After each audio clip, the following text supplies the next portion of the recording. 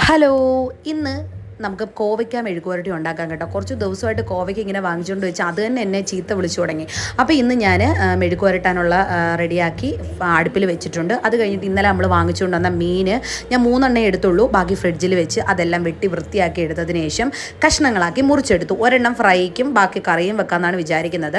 എന്നിട്ട് നമ്മുടെ ഫ്രൈ ചെയ്യാനുള്ള സംഭവങ്ങളെല്ലാം അരപ്പ് വരട്ടി ഒരു മൂലയിലോട്ടാക്കിയതിന് ശേഷം ഞാനിന്ന് തേങ്ങ അരച്ച് വെക്കാമെന്ന് വിചാരിച്ചു. അതാകുമ്പോൾ നമുക്ക് എളുപ്പത്തിൽ ഉണ്ടാക്കാമല്ലോ. അങ്ങനെ 2 പുളിയൊക്കെ ഇട്ട് ഉപ്പൊക്കെ ഇട്ട് പച്ചമുളകൊക്കെ ഇട്ടിട്ട് കറി ഒരു സൈഡിലാക്കി. അത് കഴിഞ്ഞിട്ട് വറക്കാനുള്ളതും അപ്പുറത്തെ ചീനിച്ചട്ടിയിലോട്ട് അങ്ങ് വെച്ചു. പിന്നെ നമുക്ക് ആ സമയം കൊണ്ട് നമ്മുടെ ചോറ് തിളച്ചു.